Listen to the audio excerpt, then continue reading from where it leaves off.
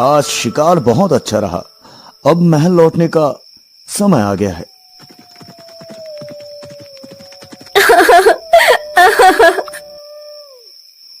ये आवाज कहां से आ रही है? चलो देखते हैं।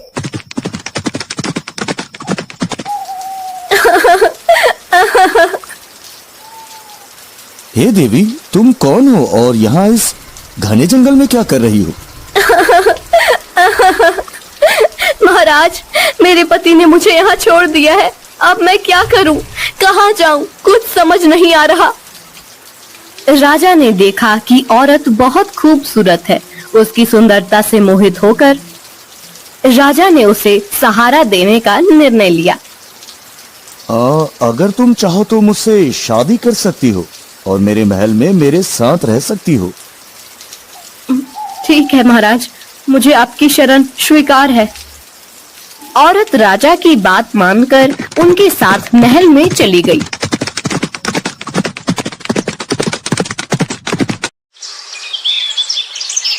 दोनों ने शादी कर ली। राजा वीरेंद्र की पहली पत्नी रानी सौम्या ने न चाहते हुए भरी मन से दोनों का महल में स्वागत किया। रानी सौम्या के 2 पुत्र थे, राजकुमार आदित्य और राजकुमार धीरेन। वो दोनों बड़े ही चंचल थे, परंतु छोटी रानी सुष्मिता के महल में आने के बाद से दोनों चुप से रहने लगे। हमें कुछ ठीक नहीं लग रहा। कुछ दिनों से राजकुमार आदित्य और राजकुमार धीरेन कुछ चुप से रहने लगे हैं। अरे बड़ी महारानी, आप व्यर्थ में चिंतित हो रही हैं। राजकुमार ठीक हो जाएंगे। हम वैद्यराज जी को अभी संदेश भिजवाते हैं। जी महाराज, आप कह रहे हैं तो हम मान लेते हैं।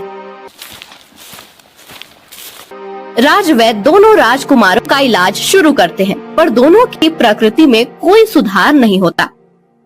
ऐसे ही दिन बीतते जा रहे थे। कुछ दिनों बाद राजा भी बीमार पड़ने लगे। दिन पर दिन उनकी तबीयत बिगड़ती जा रही थी। महाराज, हमने हर संभव इलाज किया, लेकिन आपकी तबीयत में कोई सुधार नहीं हो रहा है। ये आखिर मुझे क्या हो रहा है? जब कोई सुधार नहीं हुआ तो राजा ने मशहूर वैद्य महर्षि चरक जी से मिलने का निर्णय लिया।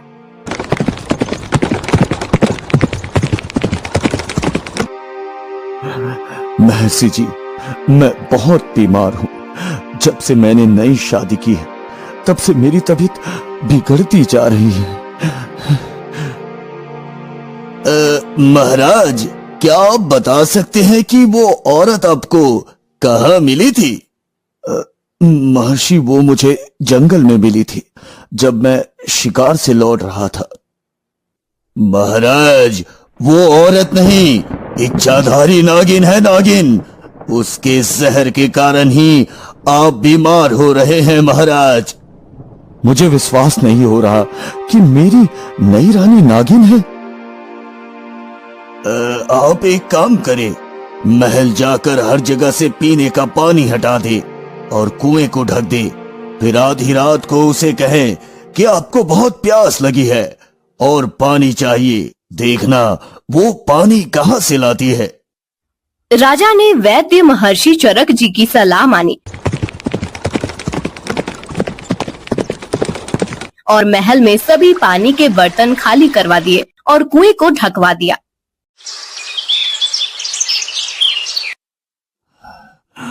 मुझे बहुत तेज प्यास लगी है, मुझे पानी दो। ठीक है, मैं पानी लाती हूँ। नई रानी बिस्तर पर लेटे लेटे ही एक गिलास हाथ में लेकर पानी ढूंढने लगी। उसने अपना हाथ बिस्तर से लंबा करके पूरे महल में पानी ढूंढा, लेकिन कहीं भी पानी नहीं मिला। फिर उसने अपना हाथ कुएं की तरफ बढ़ाया, लेकिन वहाँ भी पानी नहीं मिला। अंत में उसने अपना हाथ बहुत दूर नदी की तरफ बढ़ाया और वहाँ से पानी लेकर राजा को दे दिया। हाँ? ये औरत तो सचमुच नागिन है। बिस्तर से उठे बिना नदी से पानी ले आई।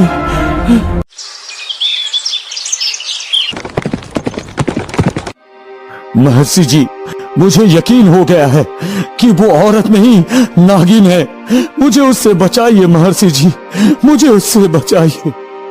महाराज, आज आप अपनी पहली पत्नी रानी सौम्या से कहे कि चलो समुद्र देखने चलते हैं। जब आप ऐसा कहेंगे तो नई रानी भी साथ चलने का जिद करेगी, फिर आप उसे भी साथ लीजिए। आगे का काम मैं देख लूंगा। राजा ने महर्षि चरक जी की बात मानी और महल लौटकर अपनी पहली रानी सौम्या से कहा, रानी सौम्या, चलो समुद्र देखने चलते हैं। मुझे भी समुद्र देखना है। हाँ ठीक है भाई, तुम भी चलो। अगले दिन सब समुद्र के पास पहुँचे। महर्षि चरक जी भी साथ में आए। सब लोग नाव में सवार होकर समुद्र में घूमने लगे।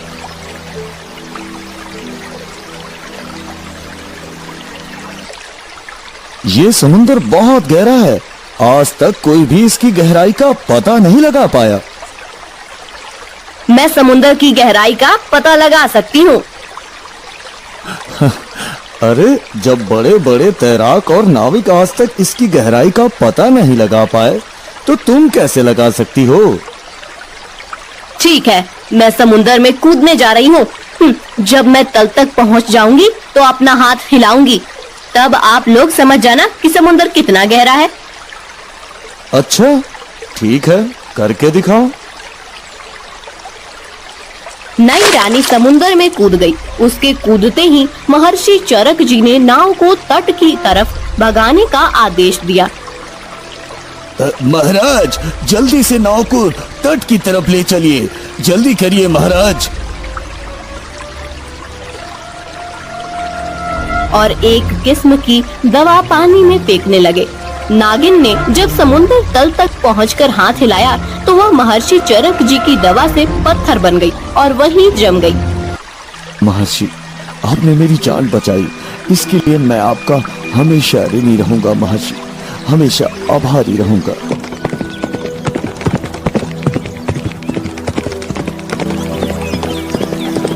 राज्य में दोनों राजकुमारों की प्रकृति भी ठीक हो गई और राजा भी स्वस्थ हो गए।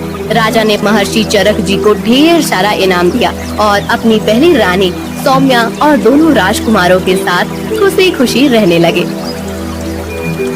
कहा जाता है कि वह नागिन आज भी समुद्र तल में अपना हाथ हिलाती रहती है।